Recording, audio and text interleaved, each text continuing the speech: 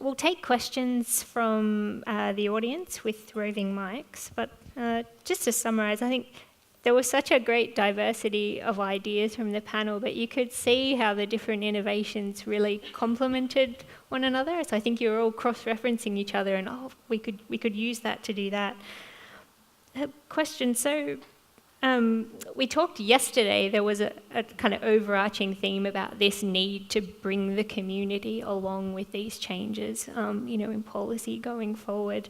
And I know, Jess, you've done some community consultation with your project, and Kristin, I know Resilient Sydney has done an awful lot of stakeholder engagement.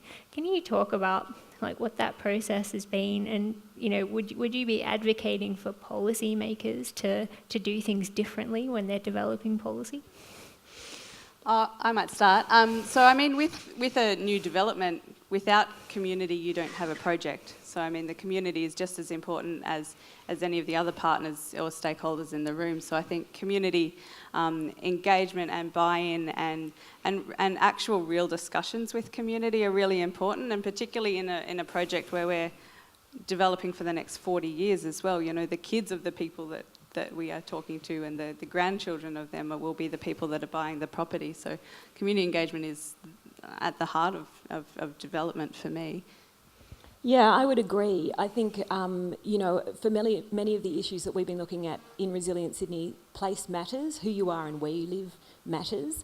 And I think, as Haico was saying before, the difference in the experience of a heat wave here in the east of the city, and if you're living at Penrith, is really significant. So we've been conducting community consultation across Sydney, and it's interesting hearing the demands of people in the west and the southwest of Sydney for things like urban greening initiatives, for action on energy, decentralised energy and renewables, for redundancy in that system.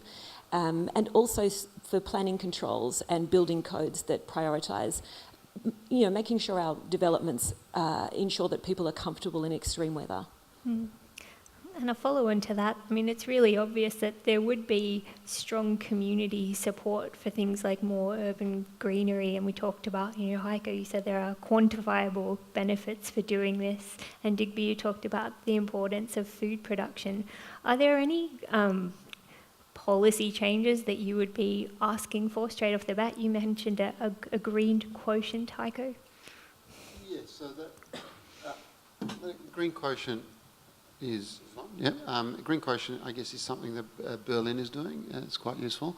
City of Sydney have a policy now of saying you can develop more as long as you don't impact the public space.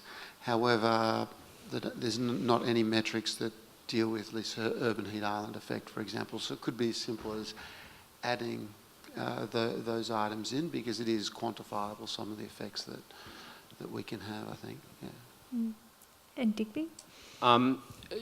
Look, I think there are probably two things at play. One is the ever-going, I guess, tension between trying to green urban space and provide open space, and then the developers' need to create floor space. There's always that friction at the edge of the building and setbacks. So there's some work to do in that area.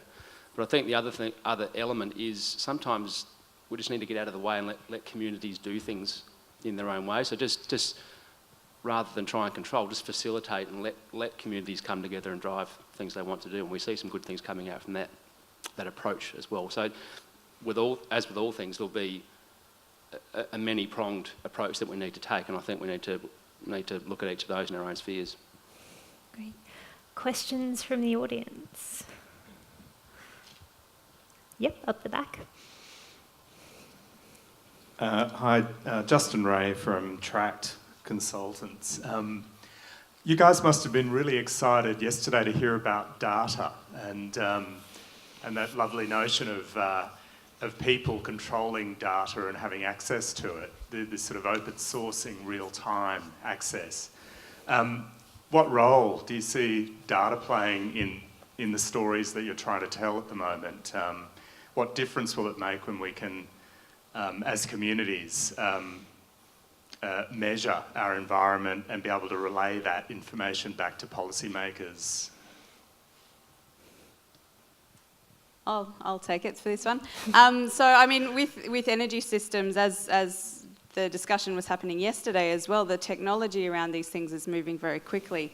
And if we can use data in a way that we can actually analyse and assess and learn from the technology systems that we have, it's going to be very, very important. It also gives community a way to challenge themselves as well, you know, especially with energy systems. You can have, you know, the competition with your street or with your community around who's, you know, reducing their energy use by a certain amount. You can start to then look at virtual accounting and ways that you can then share your solar with, you know, the school or with the community centre down the road, and you can really be doing some interesting things with data. And it's just about putting in the systems in place now to sort of future-proof for those changes in the way that we collect data, the way that those systems work. Anne-Marie? Hello? Yeah. I can't resist a data question.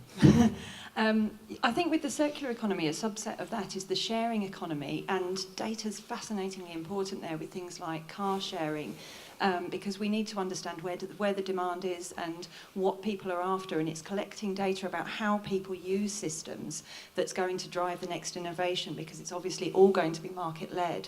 So it becomes a bit of a feedback loop, and that real-time understanding is really important. Maybe a quick follow-up question from me to you on that. You mentioned that the EU has kind of taken a real policy agenda with the circular economy. Can you unpack that a little bit? Tell me what they're doing. Yeah, sure.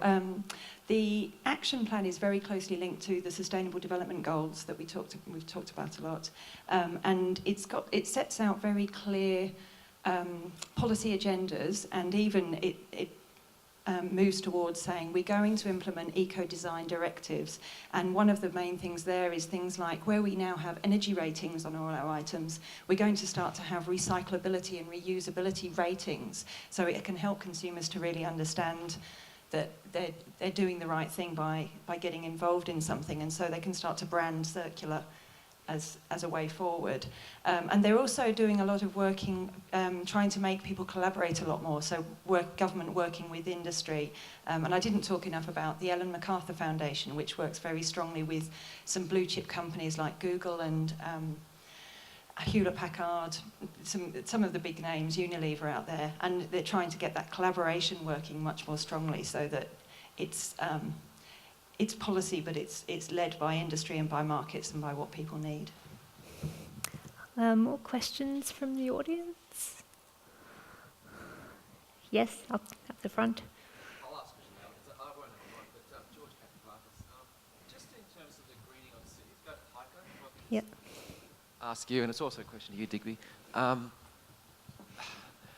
There's many sort of ways you can actually attack greening, and you've put forward, or you're proposing a number of different elements that you can uptake.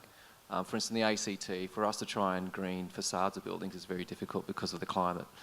So you can, I suppose, you can put your efforts into another area as opposed to the building. But the question that arises for me is that if you have greening of the cities and you increase the quota, that'll also increase your water uptake. So have you also investigated how governments can get on board and say, okay, we're going to have reduced rates for that provision of the city, which is a benefit, because I'll take the ACT again, is a garden city. We have large blocks we've promoted over the past 50 years for people to plant trees, and in a time of drought, we're basically penalised for actually trying to sustain that greenery. So I just thought if you had taken it to the next level, in terms of, how do you get the governments to actually support that measure?